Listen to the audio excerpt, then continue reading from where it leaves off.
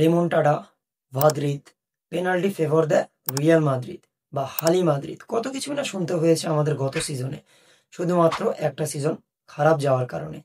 তাদের কথা শুনে এটাই মনে হচ্ছে যে আমরা যেন 11 বছর হলে কোনো ইউরোপিয়ান কাপ বা চ্যাম্পিয়ন্স লিগ ছুঁয়েই দেখিনি, অথচ তারা 11 বছর ধরে প্রায় হা করে বসে রয়েছে চ্যাম্পিয়ন্স লিগের জন্য। তো 2013 সালে আমাদের যখন চ্যাম্পিয়ন্স লিগ সিজনটা খারাপ যায়, 2014 সালে আমরা ব্যাক করি এবং চ্যাম্পিয়ন্স লিগ জিতি, এবং 2015 সালে আমাদের খারাপ যায়, আমরা 16, 17, 18 থ্রি-পিট করি এবং one of the best club হয়ে যায়। তারপর আমাদের 19, 20, 21 খারাপ যায়, আমরা 22 এবং 24-এ আবার চ্যাম্পিয়ন্স লিগ জিতি এবং আমরা আমাদের 15টা চ্যাম্পিয়ন্স লিগ পূরণ করি, যার ধারে কাছেও কোনো ক্লাব নেই।